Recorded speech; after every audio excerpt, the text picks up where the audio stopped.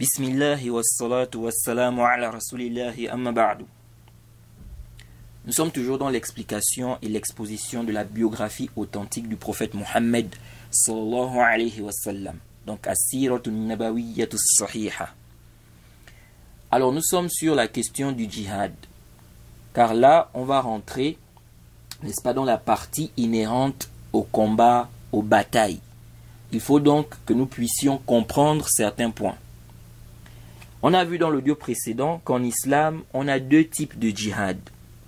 On a quoi? Deux types de djihad, donc avec les armes.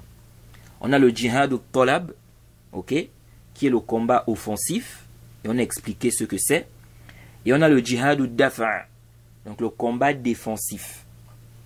Et on a vu les preuves claires prouvant l'existence du combat offensif, contrairement à certains égarés qui le nient. Quant au livre qu'on attribue au Cheikh al-Islam ibn Taymiyyah, et dont nous avons le résumé, certains se basent sur cela pour infirmer l'existence du combat offensif, donc le djihad al-talab. Mais ce qu'il faut rappeler, c'est que déjà ce livre fait l'objet d'une grande polémique. Plusieurs grands savants de la Sunna ont nié qu'il soit le livre du Cheikh al-Islam ibn Taymiyyah, tels que le Cheikh Ibn Baz, Ibn Sahman et bien d'autres. Celui qui a édité ou fait le tahqiq du livre a essayé de débattre. Il a débattu par rapport à l'authenticité du livre. Est-ce que vraiment c'est le livre du Cheikh al-Islam ibn Taymiyyah? Mais nous, on ne va même pas entrer dans tout ça, dans tout ce débat-là. Car on sait déjà la vérité. Ok? Par rapport au combat offensif. Les preuves sont claires là-dessus. Reste maintenant à comprendre que cette risala-là, de base, cette risala, c'est est-ce que la cause du combat envers les mécréants, est-ce la simple mécréance ou la mécréance ou le fait qu'ils nous combattent? C'est ça la base, c'est ça le sujet même de la risala, de l'épître là. Ce n'est pas de nier l'existence du combat offensif. Bien qu'il y ait certaines expressions là-bas qui peuvent prêter à confusion. Au début même de la risala, il y a comme titre « Combattre les mécréants ». Est-ce que la cause est le fait qu'ils nous combattent ou la simple mécréance? Ça, c'est à la page 87. La risala même a plusieurs titres. Cette risala-là. Tu as d'abord ce manuscrit ou cette copie-là qui a pour titre « Épître résumé » tiré de la règle du Cheikh al-Islam Taqiyuddin Ahmed ibn Abdil Halim ibn Taymiyyah. Concernant le fait de combattre les mécréants, est-ce que la cause est le fait qu'ils nous combattent ou la cause est la simple mécréance? Tout ça, c'est le titre. Quand on lit ce titre-là, on comprend quoi? On comprend ici que c'est quelqu'un qui résume la risala de base, ou bien la risala, n'est-ce pas, attribuée au Cheikh al-Islam ibn Taymiyyah. On voit bien ici que c'est quelqu'un qui résume ça en réalité. On dit ici, épître résumé, tiré de la règle du Cheikh al-Islam. Vous voyez? Et ça a été copié en 1363 de l'Hégire. Ensuite, la risala a été éditée encore en 1368 avec comme titre قاعدة في قتال الكفار هل هو لأجل كفرهم أو دفاعا عن الإسلام أو دفاعا عن الإسلام. Donc, ils ont mis comme titre la règle concernant le fait de combattre les mécréants. Est-ce à cause de leur mécréance ou plutôt en défense à l'islam? Donc, pour défendre l'islam. Donc, on les combat à cause de leur mécréance ou bien c'est pour défendre l'islam. Et enfin, la Risale a été dernièrement éditée en 1425 avec comme titre Qa'idatun mukhtasaratun fi qital al-kuffari wa muhadanatihim wa tahrim qatlihim li mujarrad kufrihim. Vous voyez. Donc, vous avez ce titre-là et c'est ce qui est plus répandu, ce qu'on vend là qui est édité dans des bibliothèques. Vous avez ici pour titre une règle résumée ou une brève règle concernant le combat contre les mécréants, la paix ou le pacte avec eux et l'interdiction de les tuer simplement à cause de leur mécréance. Mais ce titre-là, fihi nazar, c'est un ijtihad de celui qui a fait le tahqiq. Et on n'approuve pas ça parce qu'ici, il dit l'interdiction de les tuer simplement à cause de leur mécréance. Comment ça? On les combat afin que la religion soit entièrement à Allah et qu'il n'y ait plus de shirk. Vous voyez? Et venir dire comme ça l'interdiction, c'est ça l'ishkal, l'interdiction de les tuer simplement à cause de leur mécréance. Celui qui lit bien la risala là, l'épître là, verra que le but est de réfuter ceux qui ont dit qu'on combat les mécréants à cause de leur mécréance, pas du fait qu'ils nous font la guerre. Et ça, c'est une mas'ala connue. Quelle est la sagesse, la cause dans le fait de tuer les mécréants? En dehors de ceux exceptés, comme les femmes, les enfants, les vieux, selon la divergence, etc. L'imam Shafi'i, par exemple, voit qu'on les tue, donc les mécréants, on les tue à cause de leur mécréance. La majorité parmi les quatre, dans ce qu'on rapporte, n'est-ce pas, deux, parmi les quatre imams, donc Abu Hanifa, Ahmed, Malik, voient que c'est le fait qu'ils aient la capacité de nous combattre, nous faire la guerre, ou qu'ils nous combattent. Vous voyez, c'est un danger pour les musulmans. Et leur grande preuve dans ça, selon mon analyse, et Allah est le plus savant, c'est le fait qu'ils disent que si on combattait les mécréants à cause de leur mécréance, on n'aurait pas laissé la femme mécréante, par exemple. On aurait demandé de tuer tous les mécréants, ou tout mécréant. Et on va revenir sur cette cause-là. Mais est-ce que ces savants-là ont dit qu'on ne combat le mécréant que s'il nous combat par les actes, s'il transgresse? Le tahqiq, non. Et la risala en question, l'épître là même, est problématique. Qui a fait le résumé de cette risala là? Car on n'a pas la risala de base, de ce qui est apparent. Ça c'est le résumé. Et le premier copiste de la risala, donc le Nasir, selon ce qui nous est parvenu, ok, dans ce qui est édité, c'est en 1363. Entre lui et le Cheikh al-Islam Ibn Taymiyyah, il y a près de 5 à 6 siècles. Il y a des endroits qui sont effacés. On ne sait pas vraiment si ça a un grand impact dans la compréhension du livre, vu que c'est un résumé, parce que c'est un résumé qui est là. C'est vrai qu'il y a certaines paroles là-bas qu'on peut trouver dans les livres du Cheikh al-Islam Ibn Taymiyyah. Et Son'ani, qu'Allah lui fasse miséricorde, apparemment avait résumé la risala là, bien avant. Et il attribue au Cheikh al-Islam Ibn Taymiyyah. Mais lui, il s'est bien limité au but de la risala, l'épître. On combat les mécréants pour leur mécréance ou le fait qu'ils nous combattent. il a ramené les deux avis, les arguments, les réfutations. Et l'imam Shawkani a aussi fait allusion à cette risala-là, à cette épître-là, dans le Nail al-Awtar.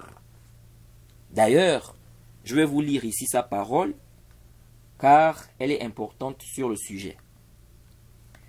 Il dit dans le Nail al-Awtar, ok, au tome 5, à la page 298, il était en train de parler de l'âge de la puberté, les signes de la puberté. Il y a un texte où on dit, quand tu es, donc pendant le combat, ceux qui avaient déjà les poils, donc la sortie des poils au pubis, donc qu'ils étaient déjà pubères, ok, donc la sortie des poils pubiens. Donc dans ce récit, on nous fait comprendre que pendant le combat, donc on tuait ceux-là qui avaient quoi, qui avaient donc la sortie des poils pubiens, ok, et on délaissait ceux qui n'en avaient pas. Donc, ceux dont les poils là n'étaient pas encore sortis. Et donc, l'imam Shawkani dit que certains se sont basés. Ok? Donc, ici quand je parle de puberté, ici c'est selon certains savants. Il faut bien comprendre. On avait déjà évoqué cette question-là, je crois, dans le Durr. Donc ici, l'imam Shawkani nous fait comprendre que certains se sont basés, n'est-ce pas, sur ça, sur ce récit-là, pour dire que la sortie des poils au pubis, donc les poils pubiens, que la sortie de ces poils-là est un signe de puberté. Et il dit qu'ils ont restreint cela, n'est-ce pas, après 9 ans. Après 9 ans, pas avant. Donc, si ça sort avant 9 ans, non, on ne prend pas ça en compte. Bien évidemment, c'est une divergence entre les savants, ok? Certains savants voient que la sortie des poils, donc, pubiens là, c'est un signe de puberté. Vous voyez? Et d'autres voient que ce n'est pas du tout un signe. Et je crois, si je ne me trompe pas, que ça c'est la position de l'imam Abu Hanifa. C'est une riwaya de l'imam Malik et une riwaya de l'imam Ahmed. Jaïd. Donc, en mentionnant cela, qu'est-ce que l'imam Shawkani nous dit? Il dit quoi? Il dit وَتُعُقِّبَ بأن قتل من أنبت ليس من أجل التكليف بل لرفع ضرره لكونه مظنة للضرر كقتل الحية ونحوها. L'imam Shawkani dit, cela a été objecté. Il y a eu une objection ici. Donc le fait de dire que ça c'est un signe de puberté. Jade. Donc ça veut dire que la personne entre déjà dans les normes de responsabilité. Donc les obligations sont sur cette personne-là. Donc il dit ici que une objection a été faite par rapport à ça. C'est quoi l'objection? C'est que tu es celui qui a les poils pubiens. Ce n'est pas à cause de la norme de responsabilité. Donc ce n'est pas parce que il est devenu mukallaf. Ce n'est pas à cause de ça. Mais c'est plutôt pour enlever son mal, supprimer son mal, repousser son mal, faire disparaître cela. Car il est dans une situation, il est dans une situation qui laisse prévoir le mal de sa part, du tort de sa part. Il est soupçonné d'un mal à l'avenir. Il est susceptible de causer du tort, de faire du mal aux musulmans. Donc c'est à cause de ça qu'on le tue. Comme lorsqu'on tue le serpent et ce qui est semblable. Pour vous faire mieux comprendre ce que l'imam Shawkani est en train de dire ici. Lorsque tu vois par exemple un serpent dans ta maison, il se peut que ce serpent-là soit dans un coin, tranquille. Ici, là, si tu le tues, est-ce que tu le tues parce qu'il t'attaque? Le serpent est par exemple dans son coin. Il est dans son coin là-bas, il est enroulé. Ok? Tu as vu le serpent là. Mais il est dans son coin. Il ne t'a pas attaqué. Si toi tu décides de le tuer, est-ce que ici là, tu le tues parce qu'il t'attaque? Parce qu'il il veut te tuer? Non. Tu le tues pourquoi ici? Car il est susceptible de t'attaquer. Il est susceptible de te causer du tort. Il peut te causer du tort. Ok? Mais ce n'est pas qu'il t'attaque déjà, non. Mais le serpent, laisser un serpent là dans la maison, c'est un danger. C'est un danger pour ceux qui sont dans la maison. Ok? Car à n'importe quel moment, il peut faire quoi? Il peut attaquer. Donc, ce n'est pas qu'il t'attaque maintenant, mais il est susceptible de t'attaquer. C'est à cause de ça que tu le tues. Donc, ici là, ils disent quoi? Que si on le tue, donc celui-là qui a déjà les poils pubiens, ok? Ce n'est pas à cause du taklif. Ce n'est pas parce qu'il entre maintenant dans les normes de responsabilité. Donc, les obligations, n'est-ce pas? Les choses sont déjà obligatoires sur lui. Ce n'est pas à cause de ça. Donc, la prière, n'est-ce pas? Le jeûne, etc. Non. Ce n'est pas à cause de cela. Mais c'est plutôt pour repousser son mal. Éliminer son mal. Mais il n'est pas en train de nous combattre. Comment ça, éliminer son mal? Ils disent, car il est susceptible de causer du tort. De causer du tort aux musulmans. De faire du mal aux musulmans. Jaïd. Donc, on fait quoi? C'est à cause de ça qu'on le tue. Vous avez compris ça? Ensuite, l'imam Shawkani dit. L'imam Shawkani dit quoi? وَرُدَّ هَذَا تَعَقُّبْ بأن القتل لمن كان كذلك ليس لأجل الكفر ولا لرفع الضرر لحديث أمرت أن أقاتل الناس حتى يقول لا إله إلا الله وطلب الإيمان وإزالة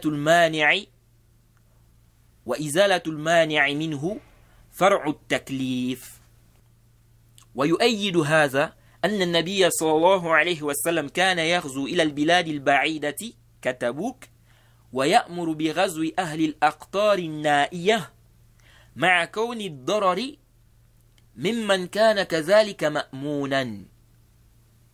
L'imam Shawkani dit, mais cela a été objecté. Il y a eu une objection aussi par rapport à cette parole-là. Quelle est cette objection? C'est que tuer celui qui est dans cette situation, ce n'est pas à cause de sa mécréance, ni pour repousser son mal, pour supprimer son mal, pour enlever son mal. Ok? À cause du hadith où le prophète dit, on m'a ordonné de combattre les gens jusqu'à ce qu'ils disent La ilaha illallah. Il dit, demandez qu'il ait la foi et enlever ce qui fait obstacle à cela est une branche de la norme de responsabilité. Et ce qui vient renforcer cela, c'est que le prophète combattait des gens qui étaient dans des villes, n'est-ce pas, lointaines, telles que Tabouk.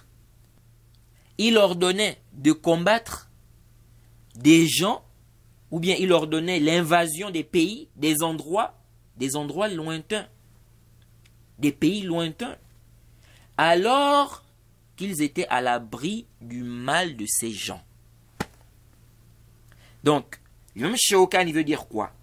Il veut dire que le fait qu'on tue celui-là qui a les poils pubiens, ce n'est même pas, ok, à cause de sa mécréance, ni à cause n'est-ce pas, du fait de repousser son mal, d'enlever son mal. Ce n'est même pas ça. Il dit quoi? Il nous fait comprendre ici, à cause du hadith où le prophète a dit, on m'a ordonné de combattre les gens jusqu'à ce qu'ils disent La ilaha illallah. Et on a vu ce hadith. On a parlé de ce hadith. Donc c'est comme si l'imam Shawkani veut nous dire ici que celui-là, le combat, c'est pour qu'il ait quoi? La foi. Ensuite, l'imam Shawkani nous dit quoi? Et c'est ce qui m'intéresse plus ici. Il dit وَكَوْنُ قِتَالِ الْكُفَّارِ لِكُفْرِهِمْ هُوَ مَذْهَبُ طَائِفَةٍ مِنْ أَهْلِ الْعِلْمِ. Il dit, le fait qu'on combatte les mécréants à cause de leur mécréance est la position d'un groupe de gens de science. Le fait qu'on combatte les mécréants à cause de leur mécréance, n'est-ce pas? C'est la position d'un groupe de gens de science. Il dit وَذَهَبَتْ طَائِفَةٌ أُخْرَى إِلَى أَنَّ قِتَالَهُمْ لِدَفْعِ الضَّرَرِ. Il dit, un autre groupe de gens de science a dit qu'on les combat pour repousser leur mal, pour enlever leur mal.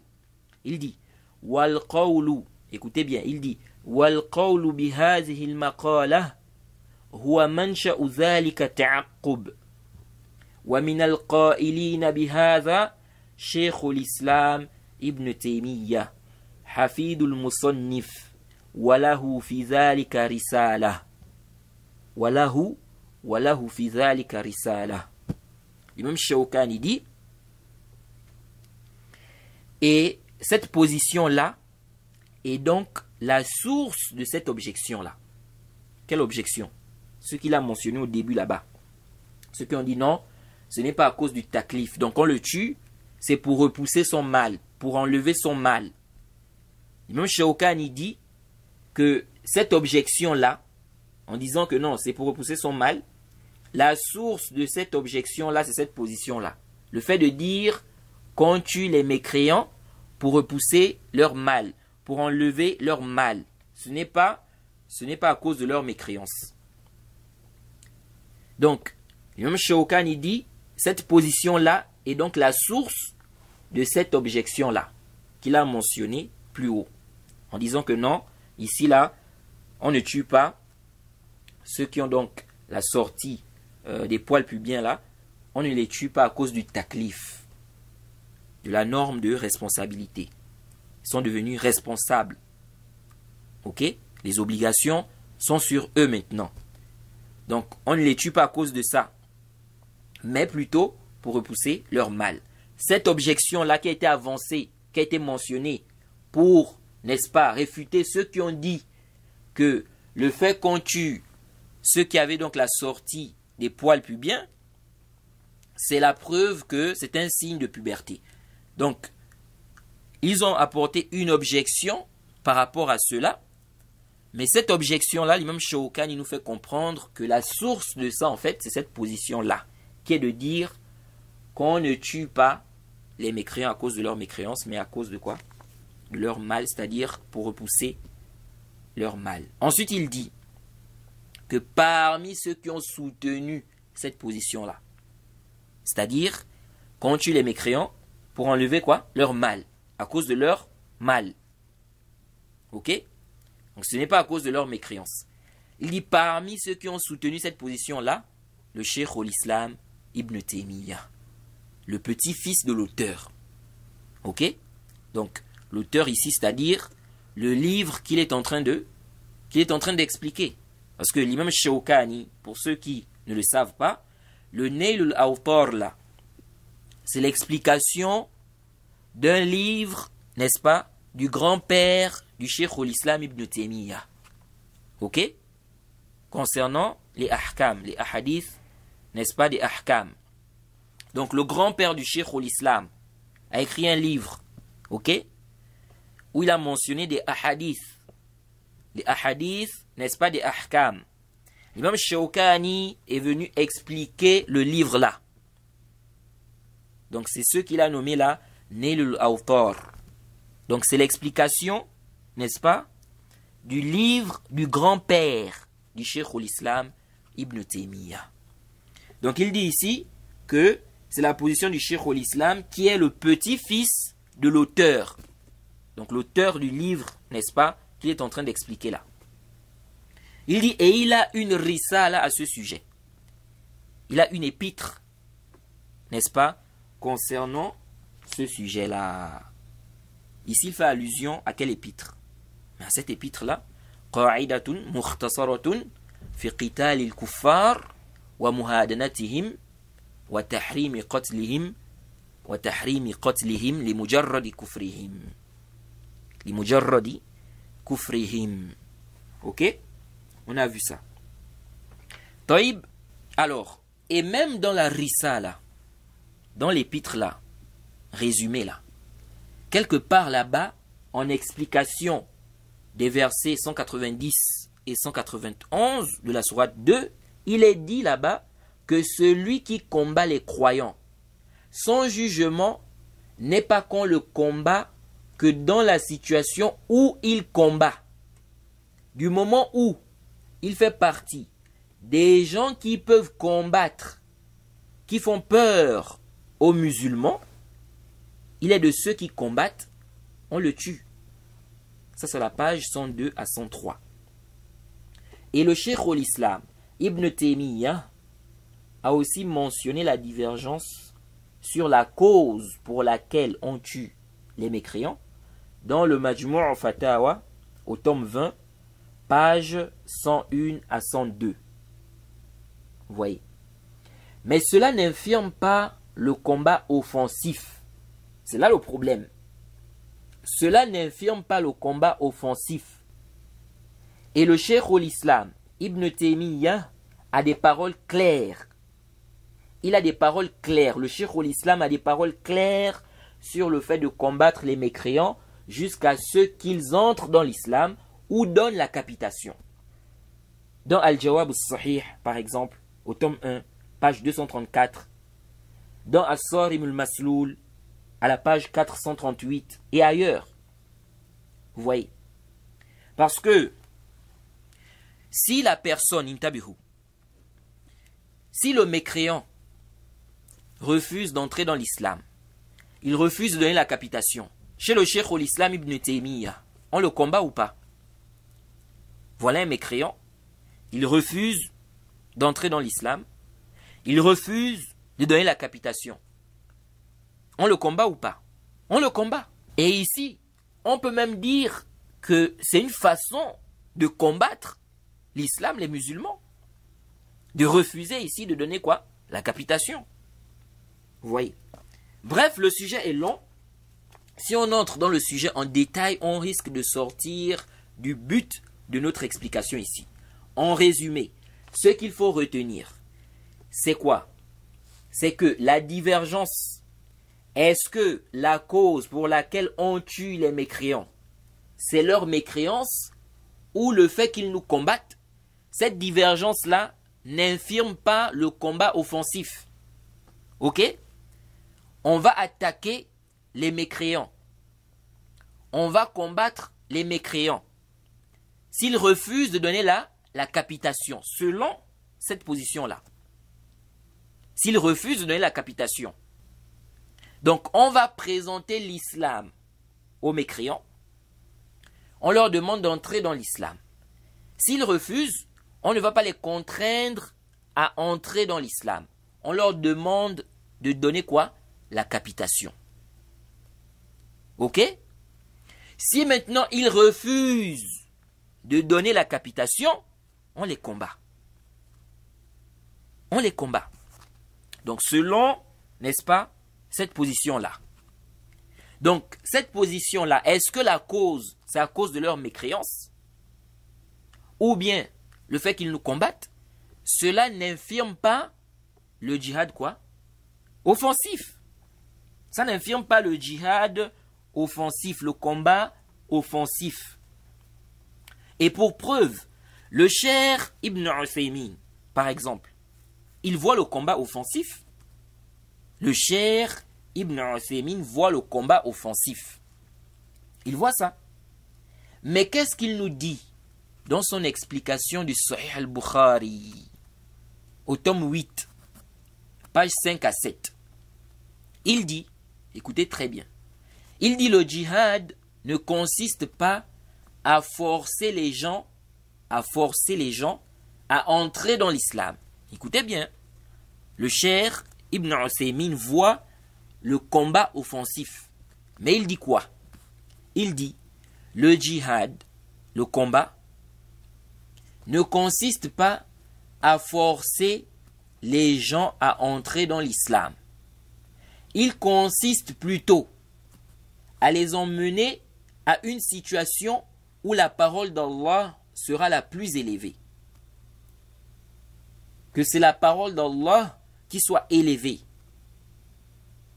Qu'ils entrent dans l'islam ou non. Est-ce que vous suivez ça? Le cheikh dit, la preuve, c'est qu'Allah a permis de prendre la capitation des mécréants et de ne pas les tuer. Si c'était qu'il s'agissait de les contraindre ou forcer à entrer dans l'islam, on ne devait accepter d'eux que l'islam. Donc soit l'islam, soit on vous tue. Donc le cheikh Ibn Uthaymin, qui voit pourtant le combat offensif, nous explique que le djihad ne consiste pas à forcer les gens à entrer dans l'islam, à contraindre les gens à entrer dans l'islam. Ok? Ça consiste plutôt à emmener les mécréants à être dans une situation où c'est la parole d'Allah qui sera la plus élevée. En un mot, une situation où ils sont, n'est-ce pas, dominés par nous. Ils sont sous notre autorité. Vous voyez? Et le cheikh prend pour preuve, donc sa preuve pour dire que ça ne consiste pas à contraindre, n'est-ce pas, les mécréants à entrer dans l'islam, donc le djihad. Il dit parce que si c'était le cas, donc si le djihad consistait à contraindre les mécréants à entrer dans l'islam, il dit on ne devait pas prendre de quoi? La capitation. Donc du moment où on leur dit soit vous entrez dans l'islam, s'ils refusent, on leur dit ok, donc donnez la capitation, vous restez dans votre religion, mais vous donnez la capitation. Le cheikh voit que ça c'est la preuve qu'on ne combat pas. Donc le djihad ici, ce n'est pas dans le but de contraindre, ou bien ça ne consiste pas à contraindre, n'est-ce pas? Ça ne consiste pas à contraindre les mécréants à entrer dans l'islam. Parce que si c'était le cas, on n'aurait pas accepté de la capitation. On leur aurait dit, n'est-ce pas, soit vous entrez dans l'islam, soit on vous tue. Donc on accepte de que l'islam. Vous voyez? Mais ça, fihi nazar. Jaïd, fihi nazar. Cette parole du cheikh. Kaif, limaza. Parce que le cheikh part du principe qu'on prend la capitation de tous les mécréants. Et on a vu, bien évidemment, en dehors des exceptions, comme les femmes, les enfants. Ok? Bien évidemment, on a déjà vu qu'il y a une divergence, une grande divergence d'ailleurs, sur ce sujet. Est-ce qu'on prend la capitation, n'est-ce pas, de tous les mécréants? Ou bien la capitation, n'est-ce pas, concerne une catégorie de mécréants? On a vu qu'à Sahih, la capitation concerne une catégorie de mécréants. Il ne s'agit pas de tous les mécréants. Vous voyez? Donc sur cette base, ce que le cheikh dit ici ne tient plus. Donc venir dire ici qu'on ne contraint pas les mécréants à entrer dans l'islam, car on prend d'eux la capitation, ça ne tient plus. Étant donné qu'on ne prend pas la capitation de tous les mécréants, ce qu'on peut dire, c'est qu'il y a une catégorie de mécréants, on ne les contraint pas à entrer dans l'islam, car on prend d'eux la capitation. Il s'agit, n'est-ce pas, des juifs des chrétiens, des Majous. Vous voyez. Maintenant, le reste des mécréants. On prend d'eux quoi? La capitation? Non.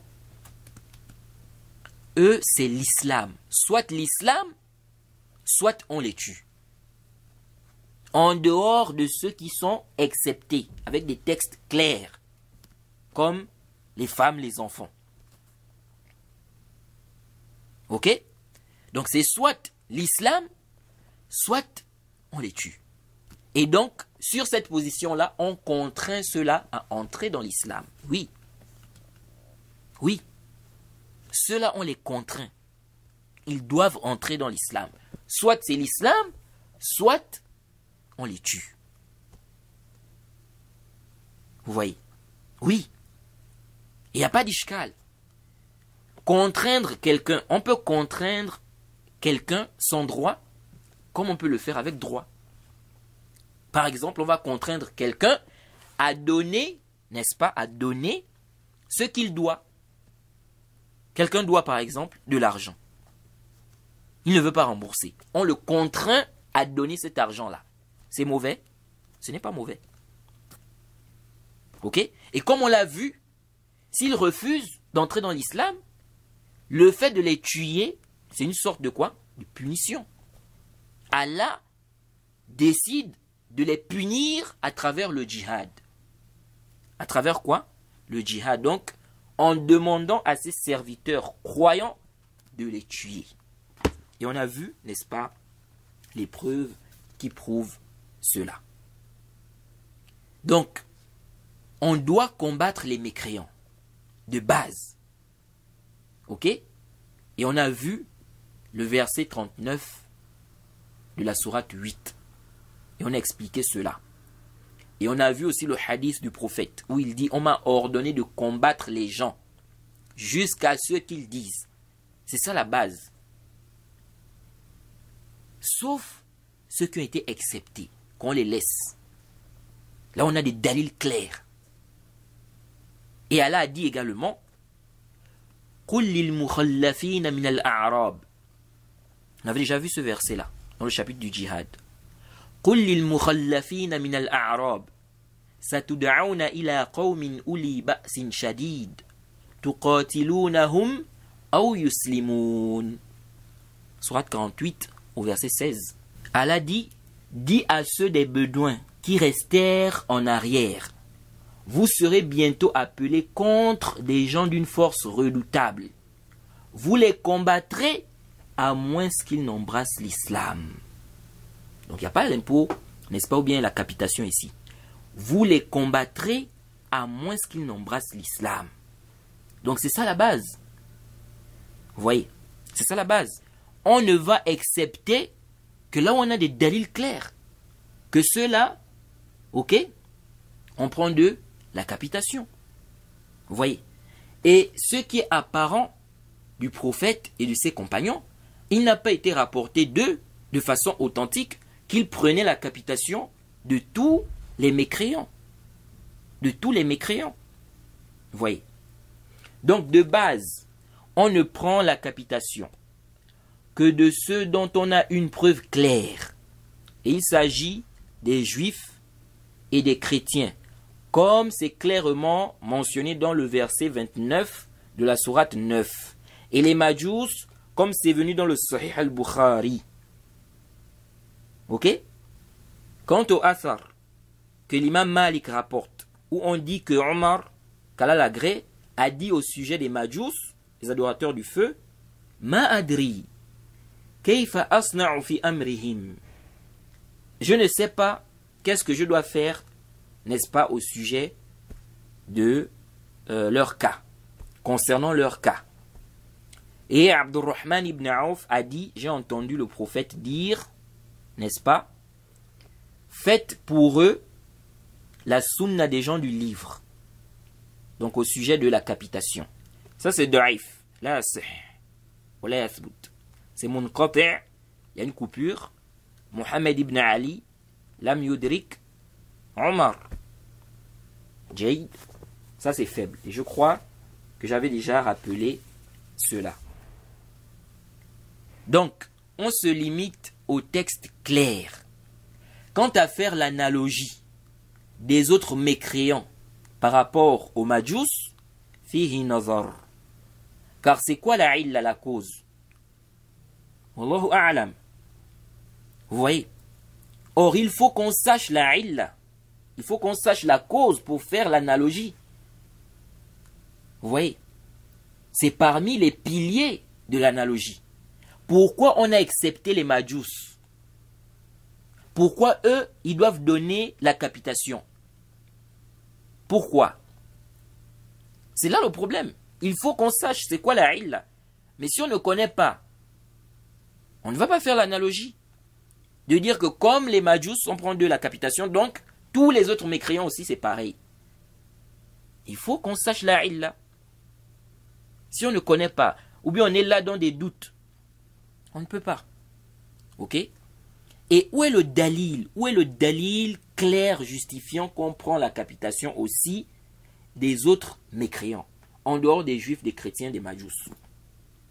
Le dalil est où? C'est là l'ishkal. Quant au hadith, n'est-ce pas, qui est selon moi leur argument le plus fort, on avait déjà vu ce hadith-là. إِذَا لَقِيتَ عَدُوَّكَ مِنَ الْمُشْرِكِينَ إِذَا لَقِيتَ عَدُوَّكَ مِنَ الْمُشْرِكِينَ. Si tu rencontres ton ennemi parmi les associateurs. Et dans le hadith, le prophète lui a dit, n'est-ce pas, de prendre la jizya. Donc il appelle à l'islam. S'il accepte, alhamdulillah. S'il refuse, il lui demande de donner quoi? La capitation. Vous voyez. Mais ce hadith, on avait déjà expliqué ça. Lorsque le prophète lui dit إِذَا لَقِيتَ عَدُوَّكَ مِنَ الْمُشْرِكِينَ. Ok? Parce que dans le hadith là même, qu'est-ce qu'il dit là-bas? Il dit s'il refuse de donner la capitation, demande l'aide d'Allah et combat-le. Vous voyez? Ça montre encore ici que quoi? Que ce n'est pas juste celui qui prend les armes pour nous combattre. Vous voyez? Il refuse de donner la capitation, allons le combat. Même s'il n'a pas pris d'armes, s'il a refusé, il dit qu'il ne donne pas, on le combat. Alors ce hadith, on avait déjà expliqué. Allah est le plus savant. Du moment où c'était déjà connu des compagnons, que le prophète ne prenait la jizya, la capitation, que des juifs, des chrétiens, des Majous. Donc lorsqu'il lui dit, si tu rencontres ton ennemi parmi les associateurs, c'est-à-dire parmi ceux-là dont tu connais, comprends de quoi? La capitation. Parce que dans le récit là, il parle de quoi? De prendre la capitation. Donc ici là, parmi les associateurs, ça ne veut pas dire tous les associateurs. Jade, c'est-à-dire ici, comme c'est déjà connu chez eux, qu'on prend la capitation de tel, de tel, de tel. Donc lorsqu'il lui dit, si tu rencontres ton ennemi parmi les associateurs, et que dans ce récit-là, il lui dit qu'il lui demande de donner la capitation, s'il refuse l'islam, donc on comprend que qu'il s'agit ici de ceux qui sont connus pour donner quoi? La capitation. Et non de tous les mécréants. Jade. Ala kulli hal, comme je vous l'ai dit, cette divergence est une divergence forte. Ok? Et Ibn al-Qayyim a même débattu, n'est-ce pas, sur la question. Il a, parce que lui, il soutient la position du cheikh al-Islam, du cheikh Ibn Uthaymin aussi. Donc il soutient la même position qu'eux en fait. C'est-à-dire que on prend la capitation de tous les mécréants. Vous voyez. Donc il a fait vraiment un débat par rapport à la question. Et j'ai un peu lu les réfutations qu'il a apportées. Mais l'avis que nous trouvons juste, Allah est le plus savant, c'est l'avis de l'imam Shafi'i, l'imam Ahmed aussi, n'est-ce pas, dans une riwaya, même s'il a une autre riwaya sur le sujet. Et c'est la position du cheikh Ibn Baz. La position que nous soutenons là, c'est la position du cheikh Ibn Baz et d'un groupe de gens de science. Ok? On ne prend la jizya, ok, la capitation, que des juifs, des chrétiens, des majous. Donc, pour revenir au cher Ibn Uthaymin. Quand le cher Ibn Uthaymin dit ici, la preuve, c'est qu'Allah a permis de prendre la capitation des mécréants, et que si c'était de forcer, si le djihad consistait, n'est-ce pas, à forcer les gens à entrer dans l'islam, on ne devait accepter d'eux que l'islam. Ça, c'est par rapport à sa position, en fait. C'est ce qu'il faut comprendre. Parce que le cher voit qu'on prend la capitation, on prend la capitation de tous les mécréants. Donc, soit ils entrent dans l'islam, soit ils donnent quoi? La capitation. Mais à Sahih, on force, n'est-ce pas, les mécréants à entrer dans l'islam. Mais pas tous. Les juifs et les chrétiens et les majous sont exceptés. La femme et les enfants, certains gens de science ont dit, bon, les enfants, c'est parce qu'ils ne sont pas encore pubères, ok? On ne peut pas les tuer. Et ce sont des biens pour les musulmans. De même, les femmes. Et le fait de dire maintenant que si c'était pour forcer les gens à entrer dans l'islam, on devait tuer les enfants, les vieux et les femmes. Déjà les vieux, il y a une divergence. Mais nous disons la ishkal. Une sentence générale peut avoir des exceptions, des restrictions, des conditions. C'est connu dans la législation. Il se peut que l'intérêt de les garder, eux, soit plus grand que le fait de les tuer, contrairement aux autres. Raison pour laquelle ils ne sont pas tués. Mais ce n'est pas parce que la raison pour laquelle on tue les mécréants, ce n'est pas leur mécréance, mais leurs mots, à cause de leurs mots. Je ne sais pas si je me fais comprendre. Et le cher Ibn Uthaymin nous dit quoi? Ici, il est d'avis du Cheikh l'Islam Ibn Taymiyyah qu'on ne force pas, n'est-ce pas, les mécréants à entrer dans l'islam. Ok? Car si c'était le cas, on aurait accepté d'eux que l'islam. Donc du moment où on peut accepter d'eux la capitation, ça veut dire qu'on ne les force pas à entrer dans l'islam. Donc ils peuvent rester dans leur religion, mais ils donnent quoi? La capitation. Vous voyez? Donc, le cher Ibn Uthaymin voit que la risala là, dont on a parlé, elle est bel et bien du Cheikh l'Islam Ibn Taymiyyah. C'est une risala du Cheikh l'Islam Ibn Taymiyyah. Il dit ça clairement dans le livre. Or, son cher Ibn Baz dit le contraire. Et il dit ceci à la page 6, parlant de cette risala. Donc le cher Ibn Uthaymin, à la page 6 donc, de son explication du Sahih al-Bukhari. Je suis ici au tome 8. Tome 8 de l'explication du Sahih al-Bukhari du cher Ibn Uthaymin. À la page 6, qu'est-ce qu'il dit? Écoutez très bien. Il dit وَهَذِهِ الرِّسَالَةُ حَاوَلَ بَعْضُ النَّاسِ. Écoutez ce que le cher Ibn Uthaymin dit ici. Ça montre qu'il voit que le livre, la risala là, c'est la risala du Cheikh l'Islam Ibn Taymiyyah. Ok?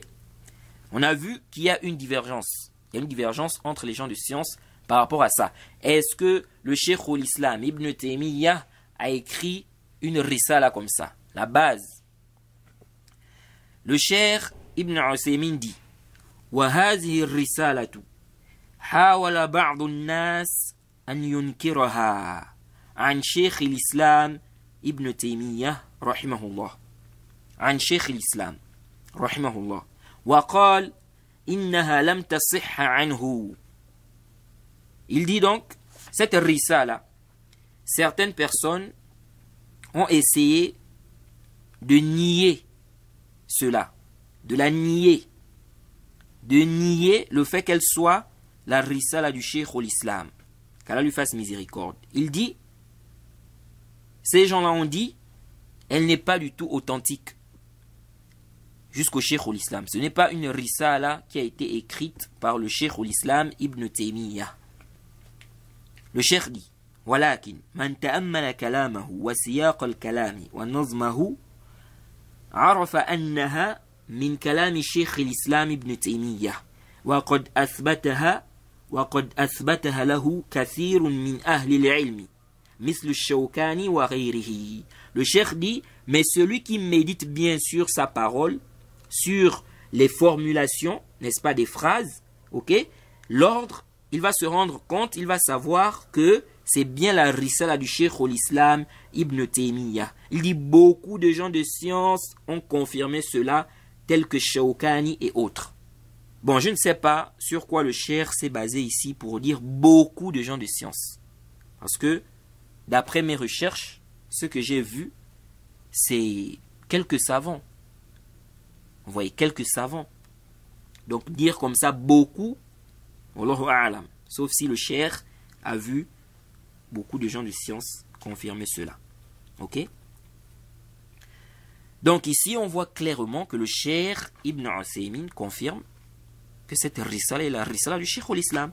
Il dit, إذن قتال الكفار ليس من أجل إكراههم على الإسلام.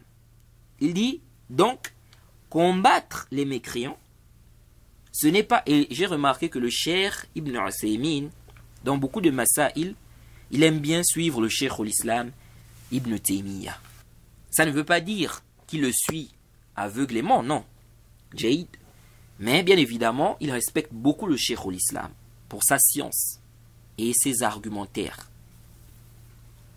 Donc ici, il dit, donc, combattre les mécréants, ok, ce n'est pas pour les contraindre à entrer dans l'islam. Ok? Ce n'est pas à cause de ça qu'on combat les mécréants. Mais c'est plutôt pour, n'est-ce pas, les forcer. N'est-ce pas? Les forcer à accepter que la parole d'Allah soit la plus élevée.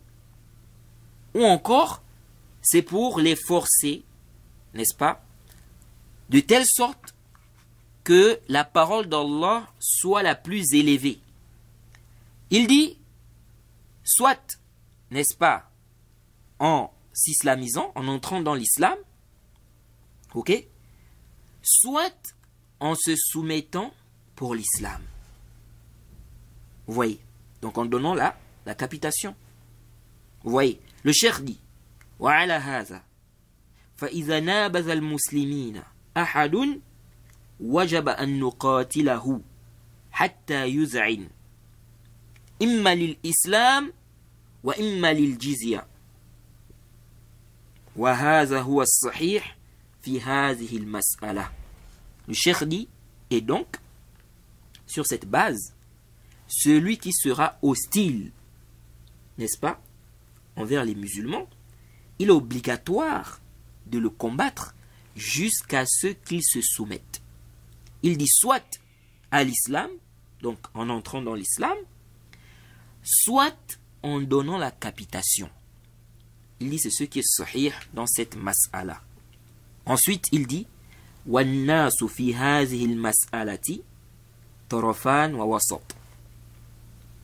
Il dit les gens dans ce sujet-là, n'est-ce pas, sont divisés en catégories. On a deux extrêmes et on a un juste milieu.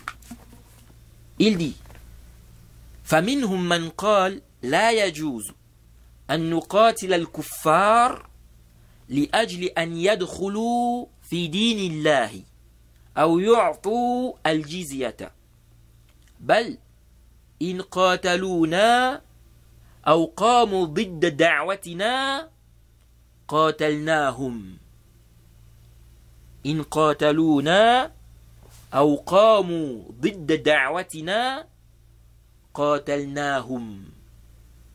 قاتلناهم وإلا تركناهم وهذا خطأ.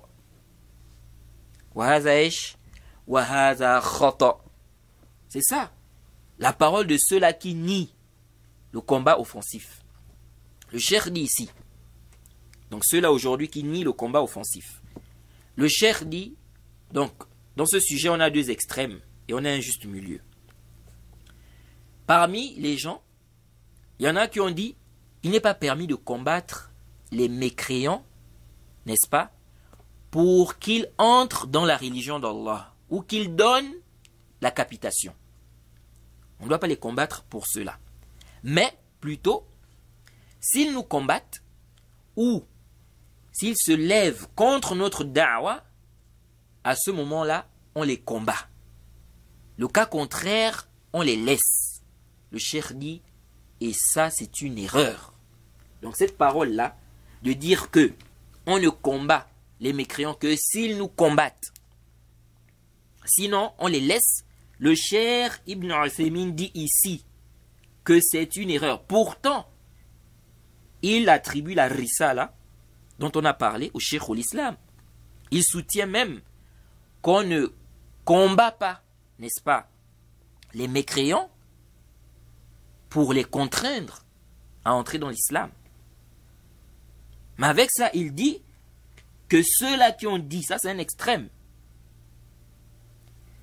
Avec ça, il dit que ceux qui ont dit qu'on ne combat les mécréants, que s'ils nous combattent, on ne doit pas les combattre pour qu'ils entrent dans l'islam ou pour qu'ils donnent la capitation. Il dit ceux qui ont dit ça, qu'on ne combat les mécréants que s'ils nous combattent, il dit quoi? Que c'est une erreur. Vous voyez? Ensuite, il a dit وَمِنْهُمْ مَنْ يَقُولُ نُقَاتِلُهُمْ حَتَّى يُسْلِمُوا لقول النبي صلى الله عليه وسلم أمرت أن أقاتل الناس حتى يشهدوا أن لا إله إلا الله. Al-Hadith. Il dit, parmi les gens, certains ont dit, nous les combattons jusqu'à ce qu'ils entrent dans l'islam. Ok? À cause de la parole du prophète, on m'a ordonné de combattre les gens jusqu'à ce qu'ils attestent qu'il n'y a aucune divinité digne d'adoration en dehors d'Allah. Le cheikh dit, وَالصَّحِيحِ أَنَّنَا نُقَاتِلُهُمْ حَتَّى يُسْلِمُوا أَوْ يُعْطُوا الْجِزْيَةَ. Il dit ce qui est sahih, donc ça veut dire quoi? Que ce qu'il a cité avant là, ce n'est pas sahih pour lui. Il dit ce qui est sahih, et effectivement, généraliser la parole comme ça, ce n'est pas sahih. Mais les gens de science qui ont dit ça, donc on combat les mécréants jusqu'à ce qu'ils entrent dans l'islam, ok? Ils visent ici la base, ok? Donc ils ne font pas rentrer ici ceux qui sont acceptés comme les juifs et les chrétiens, et les majus. Donc ils visent ici les mécréants en dehors de ceux qui sont clairement acceptés par des textes clairs. Donc le cheikh voit que cet avis n'est pas sahih. Mais, à sahih, ce que nous trouvons juste, c'est cette position-là. Ok? En dehors de ceux qui sont acceptés avec des textes clairs, le reste des mécréants là, on les combat jusqu'à ce qu'ils entrent dans l'islam. S'ils n'entrent pas dans l'islam, on les tue. Le cheikh dit, وَالصَّحِيحِ أَنَّنَا نُقَاتِلُهُمْ حَتَّى يُسْلِمُوا أَوْ يُعْطُوا الْجِزْيَةَ. Le cheikh dit, as-sahih, on les combat jusqu'à ce qu'ils entrent dans l'islam ou qu'ils donnent la capitation. Ok? Ça, c'est la position du cheikh. Parce que le cheikh voit, comprend la capitation de tous les mécréants. On a déjà vu cela. Il dit, وَيُشْكِلُ عَلَى هَذَا قول النبي صلى الله عليه وسلم أمرت أن أقاتل الناس حتى يشهدوا أن لا إله إلا الله jusqu'à la fin du hadith. Le cheikh dit, mais cette position-là, ce hadith-là pose problème à cette position-là. Donc la position que le cheikh a adoptée là, il dit le hadith-là, où le prophète a dit, on m'a ordonné de combattre les gens, jusqu'à ce qu'ils attestent qu'il n'y a aucune divinité digne d'adoration en dehors d'Allah, ok? Et que Mohammed est son messager jusqu'à la fin du hadith. Le cheikh dit que ce hadith pose problème à cette position-là qu'il a adoptée. Et c'est évident, parce que dans le hadith, on dit, on m'a ordonné de combattre les gens jusqu'à ce qu'ils attestent. On n'a pas dit jusqu'à ce qu'ils donnent quoi? La capitation. Jusqu'à ce qu'ils attestent. Donc la base, c'est qu'on les combat jusqu'à ce qu'ils entrent dans l'islam. Ok? C'est ça la base. Maintenant, les cas où on prend la capitation, ce sont ceux-là où on a des dalils clairs que ceux-là on prend de la capitation. Vous voyez. En dehors d'eux, on doit rester sur la généralité du texte. Où est le dalil qui justifie qu'on prend la capitation de tous les mécréants? Où est le dalil clair qui justifie ça? Donc ici, le cheikh nous dit, ce hadith pose problème à leur position. Maintenant, qu'est-ce que le cheikh a fait en réponse? Il dit en fait, on va restreindre le hadith. On va restreindre le hadith là. Donc le cheikh voit qu'on restreint le hadith. Il dit c'est comme le verset, n'est-ce pas, 5 de la sourate 9. C'est-à-dire, quand il dit ici on va restreindre, c'est-à-dire qu'on restreint le hadith. Donc le hadith n'est pas, on ne doit pas prendre ça dans sa généralité. Ok? Ok, cette restriction-là, où est le dalil? Où est le dalil? Parce qu'on accepte les juifs, les chrétiens, il y a le dalil clair. Les majus, il y a le dalil clair. Bon, le reste des mécréants, où est le dalil sarih clair? Pour qu'on prenne ça pour dire qu'on va restreindre. C'est ça l'ishkal. Ensuite, le cheikh dit ici, أما قول الله تعالى أفأنت تكره الناس حتى يكونوا مؤمنين فهذا تسلية للرسول عليه الصلاة والسلام ألا يحزن عليهم والمعنى لو شاء الله لآمنوا فأنت لا تستطيع أن تكرههم حتى يؤمنوا مثل قوله تعالى إنما أنت مذكر لست عليهم بمسيطر وليس المعنى لا تجاهدهم. Donc le cheikh dit, quant à la parole d'Allah où il dit, est-ce à toi de contraindre les gens à devenir croyants? Le cheikh dit, ceci est un réconfort pour le messager, afin qu'il ne soit pas triste, afin qu'il ne se sente pas triste à leur sujet. Le sens ici, c'est quoi? C'est que si Allah avait voulu, ils auraient cru. Toi, tu ne peux pas les contraindre à croire jusqu'à ce qu'ils, n'est-ce pas, croient. Il dit, c'est comme sa parole lorsqu'il dit, tu n'es qu'un rappeleur et tu n'es pas un dominateur sur eux. Vous voyez. Donc le cheikh, en fait, veut expliquer que ces versets-là, lorsqu'Allah dit, d'abord au début, il a dit quoi? وَلَوْ شَاءَ رَبُّكَ لَآمَنَ مَنْ فِي الْأَرْضِ كُلُّهُمْ جَمِيعًا. Si Allah avait voulu, tous ceux qui sont sur la terre auraient cru. Ensuite, il a dit, est-ce à toi de contraindre les gens à devenir croyants? Donc le cheikh veut expliquer en fait le sens de ces versets-là, parce que parfois il y a des gens aussi qui prennent ça pour dire que non, ça veut dire qu'on ne contraint pas les gens à entrer dans l'islam. Le cheikh explique, il dit ici que ce n'est pas ce qui est visé. Ok? Il dit le sens ici, quand Allah parle, quand il dit même ici, tu n'es qu'un rappeleur, il dit ça ne veut pas dire ne les combats pas. C'est pas ça le sens. Ce n'est pas ça le sens. Et il a expliqué qu'est-ce qui est visé ici. De même, il dit la parole où Allah dit nulle contrainte en religion.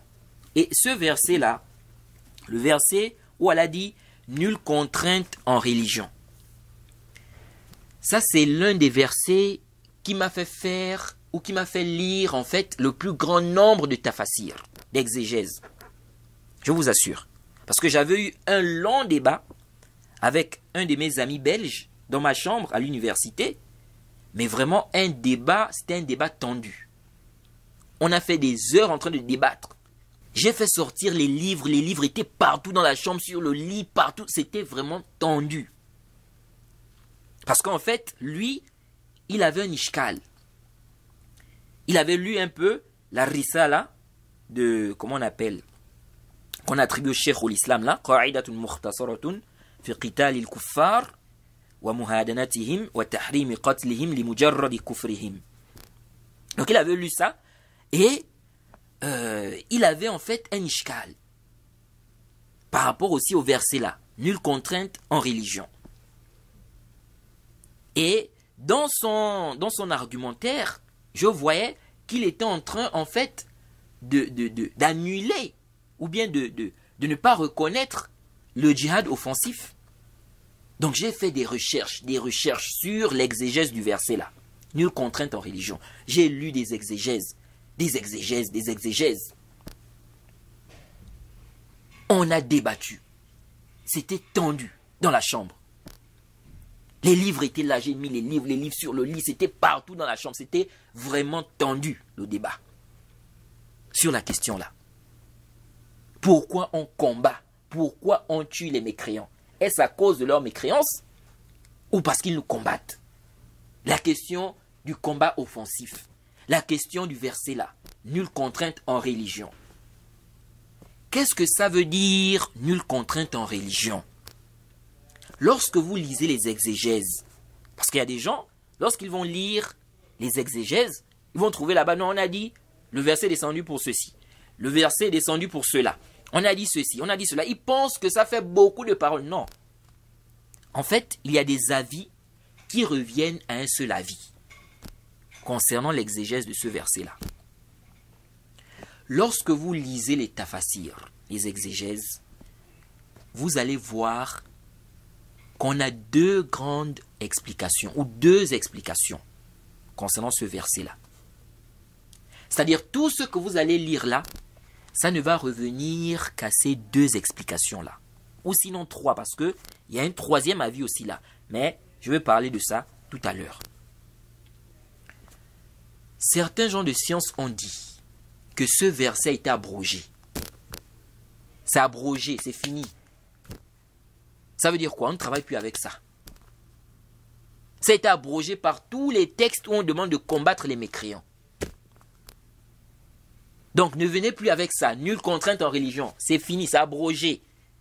C'est abrogé. Ça c'était au départ. Au départ, c'était ça. Mais après, quand les musulmans ont eu la force, etc., on a abrogé ça. On a demandé de combattre les mécréants. C'est fini. Jade, certains savants ont dit ça.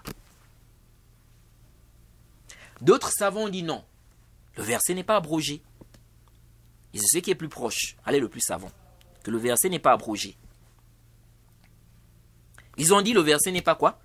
Abrogé. Maintenant, comment comprendre ce verset-là? Là, on a deux avis en fait.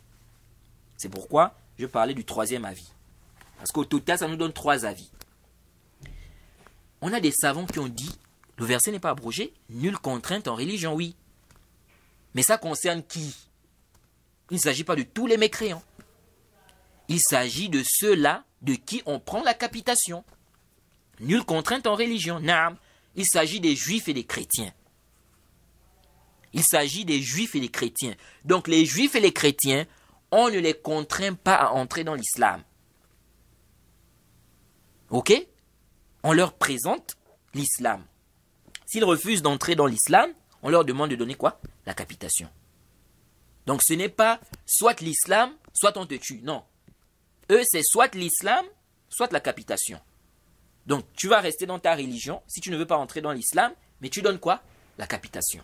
Donc on ne te force pas à entrer, on ne te contraint pas à entrer dans l'islam. Nulle contrainte en religion, c'est-à-dire on ne te contraint pas à entrer dans l'islam. Tu ne veux pas entrer dans l'islam? Ok, mais donne quoi? La capitation. Donc on ne te contraint pas à entrer dans l'islam.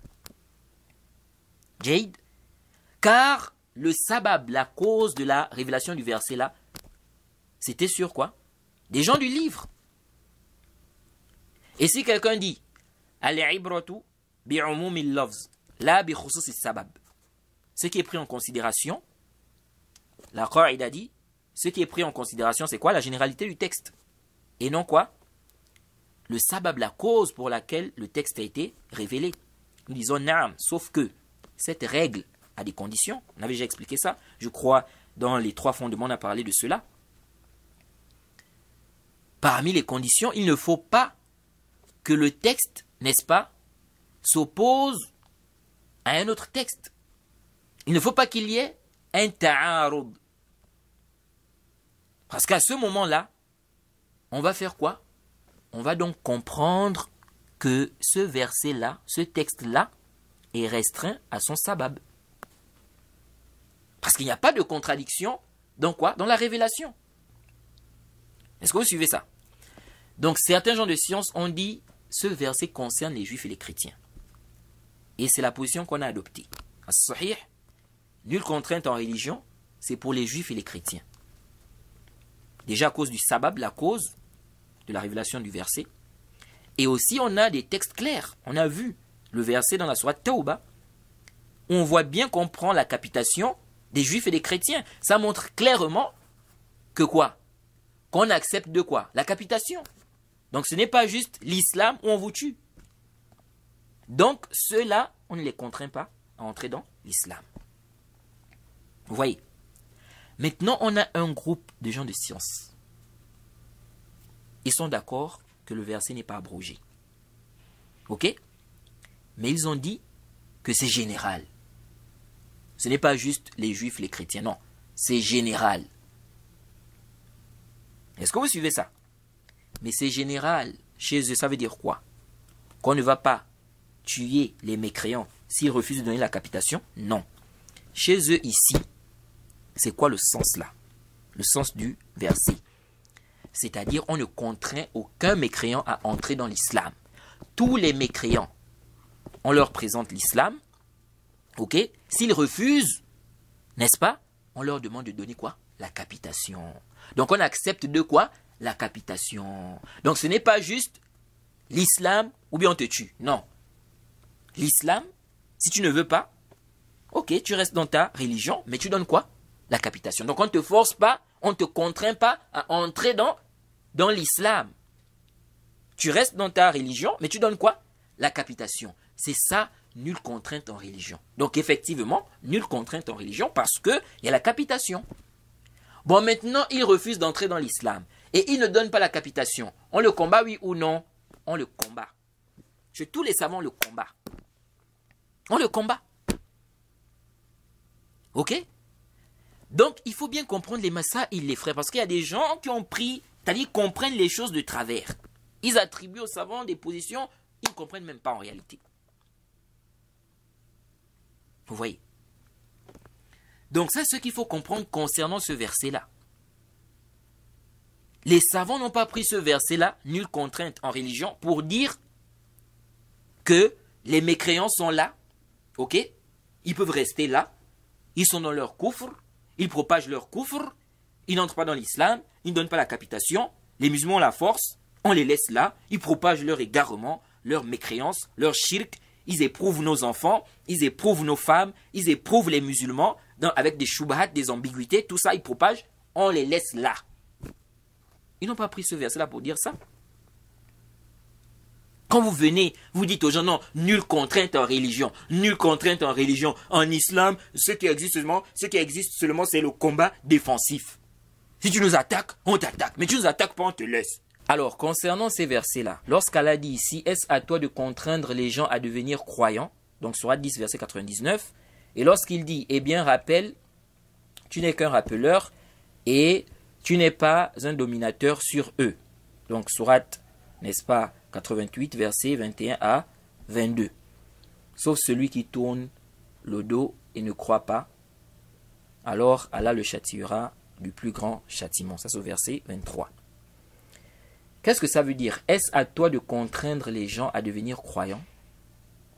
C'est-à-dire, comme explique Ibn Jarir al-Tabari, ils ne croiront pas en toi, ô Muhammad, donc dans son tafsir, ils ne croiront pas en toi, ô Muhammad, ils ne te suivront pas, ni n'approuveront ce avec quoi tu es venu, sauf si ton Seigneur veut qu'ils y croient, et non par le fait que tu les contrains, et que tu sois soucieux, donc ton désir ardent, pour eux, afin qu'ils croient. C'est-à-dire, ils ne vont croire que si Allah le veut. Tu ne peux pas les contraindre. Tu n'as pas ce pouvoir-là. Et l'imam Shanqiti, dans son tafsir, Adwa'ul Bayan, il explique également le verset en disant « Personne ne peut contraindre, n'est-ce pas, son cœur à croire, sauf si Allah le veut. » Donc le cœur de celui-là. Ok ? sauf si Allah le veut. Celui-là qui n'est pas musulman.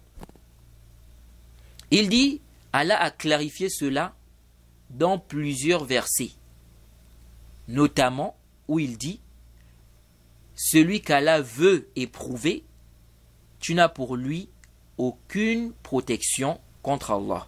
Sourate 5, verset 41. Même si tu désirais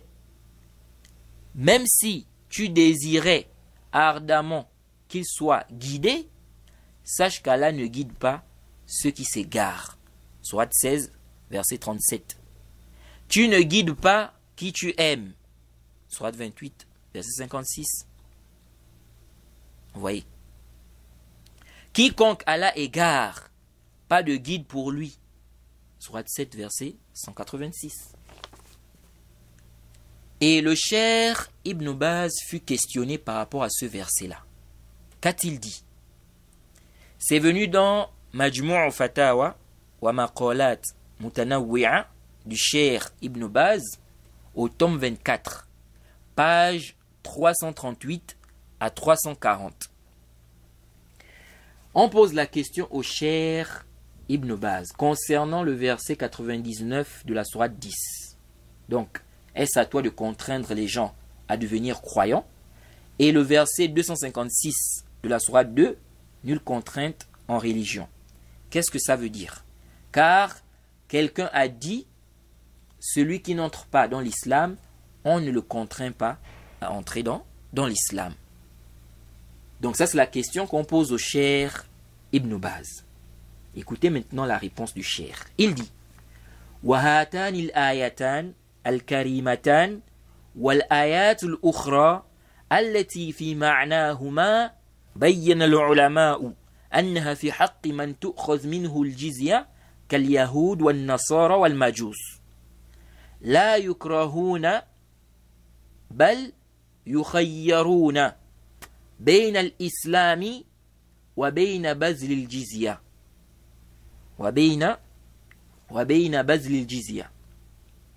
Le cher Ibn Baz dit, ces deux versets-là et les autres versets qui vont dans le même sens. Donc il ne s'agit pas seulement de ces deux versets-là. Il dit même les autres versets, mais qui vont dans le même sens. Il dit, les savants ont clarifié que ces versets concernent ceux de qui on prend la capitation, tels que les juifs, les chrétiens, les majous. On ne les contraint pas. Vous voyez, à entrer dans l'islam. Plutôt, on leur demande de choisir entre l'islam et donner la capitation. Vous voyez. Donc le cher explique que ces versets-là, quand vous citez ces versets-là, est-ce à toi de contraindre les gens, n'est-ce pas, à devenir croyants? Les versets que vous citez là, nulle contrainte en religion. Il dit ici, le cher Ibn Baz dit, ce genre de versets-là, il y a des savants qui ont dit, ça concerne, n'est-ce pas, ceux de qui on prend quoi? La capitation. Vous voyez. Bon, ça, fihi nazar, par rapport au verset ici, parce que quand on lit le verset, on a l'impression que c'est général. Est-ce à toi de contraindre les gens à devenir croyants? Vous voyez. Ensuite, il dit, وَقَالَ آخَرُونَ مِنْ أَهْلِ الْعِلْمِ إِنَّهَا كَانَتْ فِي أَوَّلِ الْأَمْرِ ثُمَّ نُسِخَتْ بِأَمْرِ اللَّهِ سُبْحَانَهُ بِالْقِتَالِ وَالْجِهَادِ. Le cher Ibn Baz dit, وَقَالَ آخَرُونَ مِنْ أَهْلِ الْعِلْمِ. D'autres gens de science ont dit, إِنَّهَا كَانَتْ فِي أَوَّلِ الْأَمْرِ ثُمَّ نُسِخَتْ بِأَمْرِ اللَّهِ سُبْحَانَهُ بِالْقِتَالِ وَالْجِهَادِ. Il dit, d'autres gens de science ont dit que ces versets-là, c'était au début. C'était au début. Donc, ce genre de verset-là, ok, est-ce à toi de contraindre les gens à devenir croyants? Nulle contrainte en religion, etc. Et les versets qui vont dans le même sens, certains gens de science ont dit ça, c'était au début. Après, ça a été abrogé par l'ordre de combattre, de faire le djihad.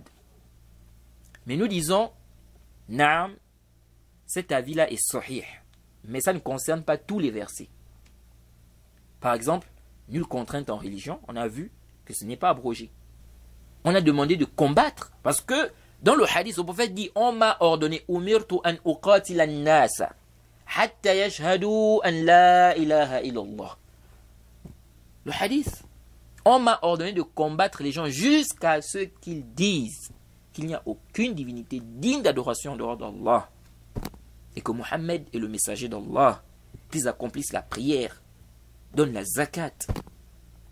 فَإِذَا فَعَلُوا ذَلِكَ, s'ils font cela, عَصَمُوا مِنِّي دِمَاءَهُمْ وَأَمْوَالَهُمْ إِلَّا بِحَقِّ الْإِسْلَامِ. S'ils font cela, ils auront préservé de moi leur sang et leurs biens. Jusqu'à ce que, on m'a ordonné de combattre les gens, jusqu'à ce que. Donc c'est jusqu'à ce que, vous voyez, on accepte que là on a le dalil. Là on a le dalil clair, que celui-là, n'est-ce pas, ce n'est pas jusqu'à ce que, mais c'est jusqu'à ce qu'il donne la capitation, s'il n'entre pas dans l'islam. Maintenant, ajouter d'autres catégories sans dalil clair, on dit non. Donc le cheikh ici dit, donc on peut dire que lorsqu'on dit ici, est-ce à toi de contraindre les gens? Ça c'était au départ. Il dit, فَمَنْ أَبَى الدُّخُولَ فِي الْإِسْلَامِ. Le cheikh Ibn Baz dit, فَمَنْ أَبَى الدُّخُولَ فِي الْإِسْلَامِ وَجَبَ جِهَادُهُ مَعَ الْقُدْرَةِ حَتَّى يَدْخُلَ فِي الْإِسْلَامِ. Il dit quoi? حَتَّى يَدْخُلَ فِي الْإِسْلَامِ أو يؤدي الجزية إن كان من أهلها. Vous voyez, le cheikh Ibn Baz est très précis ici. Il dit, celui qui va refuser donc l'islam, celui qui refuse d'entrer, il refuse d'entrer dans l'islam, il dit, il est obligatoire de le combattre avec la capacité. Donc il faut qu'on ait la capacité, la force. Il dit, on le combat jusqu'à ce qu'il entre dans l'islam ou qu'il donne la capitation. Ou qu'il donne la capitation s'il fait partie de ceux qui sont concernés par la capitation. Vous voyez. Donc, soit il entre dans l'islam, ou bien on le combat, ou bien il entre dans l'islam, ou il donne la capitation. Donc, s'il fait partie de ceux-là qui donnent la capitation. Il dit, donc ils doivent donner la capitation, s'il n'entre pas dans l'islam. Il dit ici, فَالْوَاجِبُ إِلْزَامُ الْكُفَّارِ بِالْإِسْلَامِ. Il dit, ce qui est obligatoire, c'est d'obliger les mécréants à entrer dans l'islam. إِذَا كَانُوا لَا يُؤْخَذُ مِنْهُمُ الْجِزْيَةِ. Si on ne prend pas de la capitation. Ok? Il dit, لِأَنَّ إِسْلَامَهُمْ فِيهِ سَعَادَتُهُمْ وَنَجَاتُهُمْ فِي الدُّنْيَا وَالْآخِرَةِ. Le cheikh Ibn Baz dit, car dans leur islam, il y a quoi? Leur bonheur et leur sauvetage, ici-bas et dans l'au-delà. Le cheikh Ibn Baz continue, il dit, فَإِلْزَامُ الْإِنسَانِ بِالْحَقِّ الَّذِي فِيهِ الْهُدَى وَالسَّعَادَةِ خَيْرٌ لَهُ مِنَ الْبَاطِلِ. Il dit obliger quelqu'un, obliger l'homme à suivre la vérité dans laquelle il y a la guidée et le bonheur est meilleur pour lui que le faux. Il dit كما يلزم الإنسان بالحق الذي عليه لبني آدم ولو بالسجن أو بالضرب. Il dit c'est comme lorsqu'on oblige quelqu'un à rembourser ou bien à donner le droit d'autrui parmi les fils d'Adam. Ok? Lorsqu'on oblige, n'est-ce pas, quelqu'un à donner quoi? Le droit d'autrui. Même si c'est quoi? En l'enfermant ou bien en le frappant. Vous voyez? Il n'y a pas d'ishkal. Il ne veut pas donner le droit de l'autre. Maintenant, on le contraint à le faire. Soit en l'enfermant ou bien en le frappant. Pour qu'il donne le droit de l'autre. Le cheikh Ibn Baz continue, il dit فَإِلْزَامُ الْكُفَّارِ بِتَوْحِيدِ اللَّهِ وَدُخُولِ فِي دِينِ الْإِسْلَامِ أَوْلَى وَأَوْجَبْ. Il dit donc obliger n'est-ce pas, obliger, imposer, contraindre la personne à entrer, n'est-ce pas, dans l'islam, dans la religion de l'islam, à avoir le tawhid, à suivre le tawhid, obliger quelqu'un, n'est-ce pas, par rapport à cela, il dit, a fortiori, c'est mieux et c'est plus obligatoire même. Donc pour les droits des créatures, si on dit on peut obliger, on peut, n'est-ce pas, contraindre la personne à donner, même s'il faut l'enfermer ou bien la frapper, pour qu'elle donne le droit d'autrui. Il dit, en ce qui concerne la religion d'Allah, c'est plus obligatoire même. On doit ici contraindre celui-là à suivre le haqq. Et ensuite, il a parlé à la page 240 des savants qui ont dit qu'on prend la jizya aussi de tout, bien qu'on prend la jizya de tous les mécréants. Il a dit que ce qui est juste, c'est qu'on prend la jizya seulement des trois là, les juifs, les chrétiens et les majous. Le Cheikh Ibn Baz soutient cette position-là. Il a dit car le prophète, n'est-ce pas, le prophète n'a pas pris la jizya d'eux, donc du reste des mécréants, ni ses compagnons. Vous voyez, ni ses compagnons. Quant au verset où Allah dit et préparez pour lutter contre eux tout ce que vous pouvez comme force et comme cavalerie équipée afin d'effrayer l'ennemi d'Allah et le vôtre et d'autres encore que vous ne connaissez pas en dehors de ceux-ci mais qu'Allah connaît. Et au verset 61, Allah dit et s'ils inclinent à la paix, incline vers celle-ci, toi aussi, et place ta confiance en Allah, car c'est lui l'audient, l'omniscient. Donc, sourate 8, versets 60 à 61. Prendre ces versets-là pour dire qu'il est interdit, de manière absolue, de combattre les mécréants qui ne nous combattent pas, ok, qui veulent la paix, haza batilun la shakka fihi. Ceci est caduc, c'est faux. Car on doit comprendre les versets dans leur contexte et travailler avec tous les textes et non prendre une partie des textes et faire abstraction des autres. Allah aussi dit, ne faiblissez pas. Ne faiblissez donc pas et n'appelez pas à la paix. C'est là qui dit aussi, ne faiblissez donc pas et n'appelez pas à la paix alors que vous êtes les plus hauts.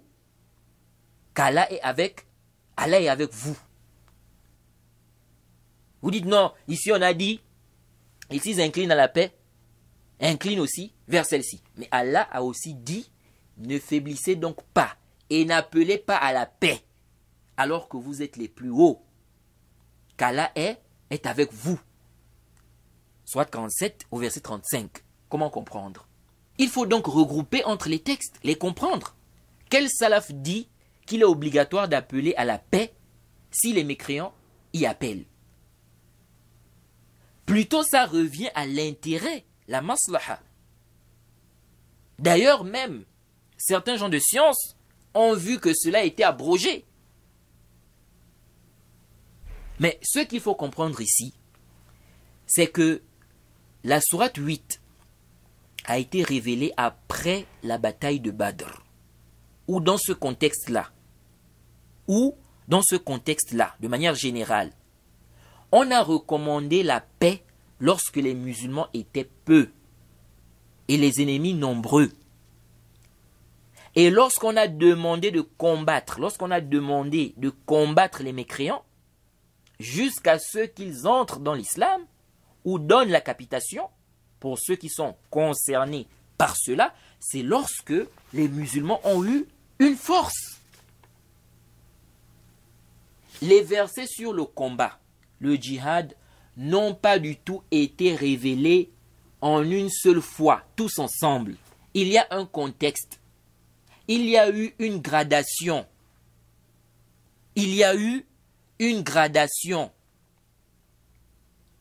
Celui qui ne comprend pas ça, celui qui ne prend pas ça en compte, il risque de mal comprendre les choses et de tout mélanger. C'est ça le problème. Les versets concernant le djihad, le combat, ces versets-là n'ont pas été révélés d'un coup comme ça. Tous les versets ensemble. Non. Donc si tu ne comprends pas qu'il y a des versets qui ont été révélés dans un contexte, lorsque les musulmans étaient faibles et tout, mais tu vas mélanger les choses.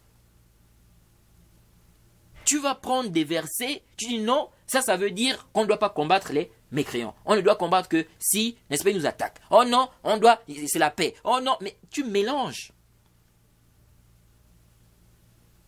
Et qui t'a précédé? Parmi les gens de science, parmi les salafs, Ibn Hajar dit quoi dans le Fath? Ibn Hajar nous dit dans le Fath al-Bari, tome 6, page 276, il dit Al-amru bis-sulhi muqayyadun bima idha kana al-ahadhu lil-islami al-musalahata. Amma idha kana al-islamu zahiran ala al-kufri wa lam tazhar al-maslahatu fi al-musalahati fala. C'est Ibn Hajar, il dit l'ordre de faire un traité de paix, l'accord de paix, est conditionné ou restreint au cas où on sait que cela est préférable pour l'islam, est plus avantageux pour l'islam. Quant au cas où l'islam est apparent, ok, c'est l'islam qui est au-dessus, le cas où l'islam domine la mécréance, l'islam est au-dessus, et que l'intérêt d'un traité de paix ou d'un accord de paix n'apparaît pas, alors cela ne doit pas être fait. Fin de citation. Oui. De même, le verset 90 de la sourate 4, Ibn Jarir explique dans son exégèse que cela a été abrogé par le verset 5 de la sourate 9. Il ne faut pas confondre l'état de force à l'état de faiblesse. Ou encore mélanger ce qui est abrogé avec ce qui ne l'est pas. Vous voyez? C'est pourquoi celui qui va parler dans cette question-là, il doit lire les paroles des gens de science. Connaître ce qui est abrogé, ce qui n'est pas abrogé. Mais tu viens seulement comme ça, tu prends un verset et tu balances. Ou bien tu suis les égarés, comme les Cordowi et tout ça là. Non. Quant au fait de dire que tous les combats du prophète, c'était des combats défensifs, donc le combat offensif n'existe pas en islam, c'est clair que c'est faux, c'est caduc. On verra tout au long de la biographie que toutes ces batailles n'étaient pas que défensives. D'ailleurs, lorsque Anas dit que lorsque le prophète combattait avec nous un peuple, ou lorsqu'il sortait avec nous pour combattre un peuple, nous ne commencions jamais l'attaque avant l'aube. Si à ce moment-là le prophète entendait l'appel à la prière, il s'abstenait de les combattre. Et s'il n'entendait pas l'appel à la prière, il les attaquait. C'est dans le Sahih al-Bukhari, numéro 610. Mais ce hadith montre bien que le prophète ne combattait pas que pour la défense. Regardez ici, il ne savait même pas quelle était la voix de ces gens-là. Il attendait d'entendre l'azan. Il attendait d'entendre quoi? L'azan. Donc comment peut-on dire qu'il les attaquait parce qu'ils combattaient les musulmans? C'était pour se défendre. Ou parce qu'ils ont commencé à attaquer. Mais ici, là, il ne savait même pas. Il attendait. Il attend d'entendre l'azan. Vous voyez? C'est plus que clair. Et San'ani a réfuté cette ambiguïté-là. Il dit quoi? Il dit, le prophète a envoyé des gens en expédition, sans aucun doute, et par consensus, vers des gens qui ne l'ont pas combattu. Et ils ne craignaient pas leur mal. Si les combats, les batailles du prophète n'étaient que pour repousser, enlever le mal des mécréants, le tort qu'ils causent aux musulmans, et non à cause de leur mécréance, ils n'allaient pas sortir de Médine pour combattre, ni envoyer des gens en expédition pour le combat. Il allait rester à Médine, et celui qui allait vouloir venir l'attaquer à Médine, il allait se défendre à Médine. Fin de citation. Ah, c'est San'ani qui dit ça. Il dit ça dans son hashia de... Comment on appelle ça? Daw'un Nahar. Au tome 7, page 762. Vous voyez? Mais que tu sortes de Médine, tu vas dans des villes, tu envoies des gens attaquer. Mais ça, c'est juste pour se défendre. Donc vous comprenez aisément que cette parole ne tient pas. De dire que non, le prophète combattait, c'était juste pour se défendre. Et il a également une autre parole que j'ai beaucoup aimée. Il dit, quant aux batailles qu'a effectuées, n'est-ce pas, le prophète. Si on suppose que toutes ces batailles, c'est toujours dans le même livre, si on suppose que toutes ces batailles n'étaient que des batailles défensives, si on suppose combat défensif, il dit, donc pour repousser le mal de celui qui, n'est-ce pas, le combat, ou bien de ceux qui le combattaient, il dit, cela n'aurait pas été une preuve pour affirmer qu'on ne doit pas combattre les mécréants pour qu'ils acceptent l'islam et pour qu'on fasse disparaître la mécréance. Il a envoyé des gens en expédition, etc., ce qu'on avait déjà lu. Ça, c'est toujours à la page 762, au tome 7, toujours, du même livre. Vous voyez. Et moi, je rajoute même à cet argumentaire que lorsque nous avons déjà une preuve claire qui montre la permission ou la recommandation, le fait que le prophète ne la fasse pas n'est pas une preuve pour interdire cela. L'acte du prophète n'est pas une condition pour qu'on mette en application une recommandation claire. Car le prophète peut être dans une circonstance qui ne lui permet pas de faire la chose, surtout si elle n'est pas obligatoire, dans le contexte dans lequel il est.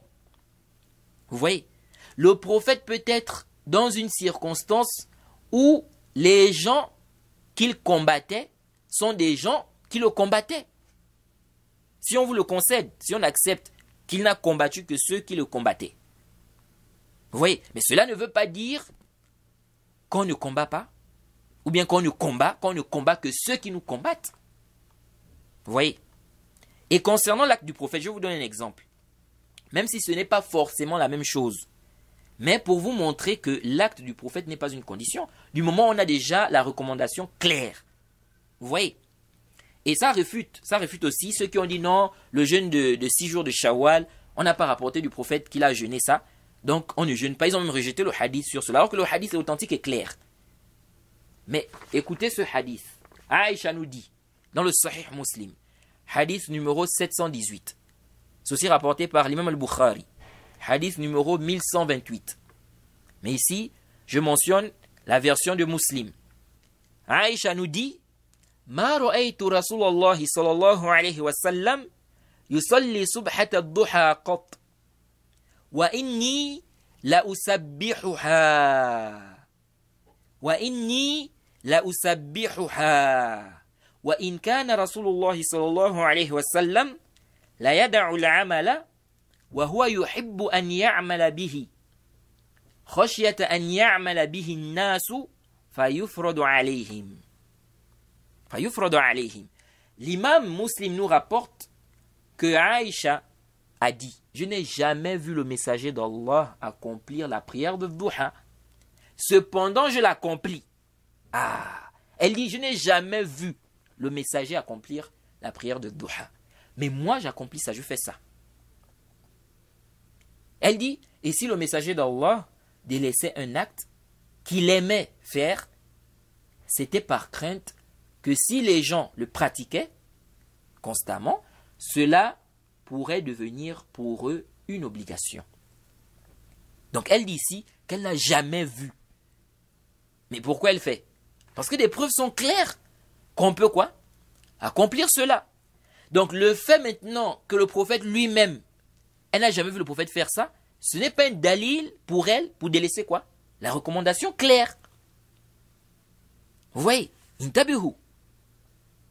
Le jeûne de 6 jours de Shawwal, le texte est clair, authentique sur cela.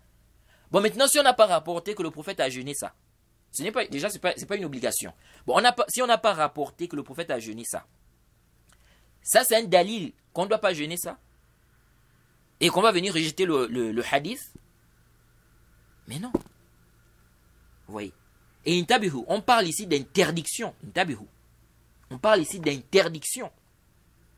Venir interdire, alors qu'on a déjà la preuve claire venant de la bouche du prophète, sous prétexte qu'on n'a pas vu le prophète faire cela. Non. Vous voyez. Bien évidemment, on peut s'argumenter du fait que le prophète délaisse un acte, ok, dans des cas, dans des circonstances. Mais pas dans des cas comme ça. Vous voyez. Donc voilà un peu ce qu'on peut dire sur ce sujet-là. Le sujet est long. Le djihad, on a deux types de djihad. On a le djihad talab et on a le djihad dafa'. Le combat offensif et le combat défensif. On n'a pas que le combat défensif. Arrêtez ça. Les gens qui propagent ça. Les gens, les Abdul Majid ou bien son groupe ou je ne sais pas qui. Arrêtez. Ok? Nous avons le djihad, le combat offensif et le combat défensif. La capitation, c'est uniquement pour les juifs, les chrétiens, les majous. On ne les force pas à entrer dans l'islam. C'est soit l'islam, soit la capitation. Ok? Donc s'ils n'entrent pas dans l'islam, ils donnent la capitation, ils restent dans leur religion. On ne les force pas à entrer dans l'islam. Quant aux autres mécréants, c'est soit l'islam ou le combat. Sauf où on a des preuves claires que celui-là, on ne le tue pas. Ici, on accepte, comme les femmes, comme les enfants. Je crois que c'est plus que clair. Donc on s'arrête ici. On demande à Allah de nous faciliter la compréhension. Le prochain audio, on va faire une clarification sur certains points importants. Je trouve qu'il est important de détailler ces points-là. Et après, on va entrer, n'est-ce pas, dans les batailles, les guerres. Qu'Allah nous facilite. Wa subhanakallahumma bihamdik. Wa ashhadu an la ilaha illa anta astaghfiruka wa atubu ilayk.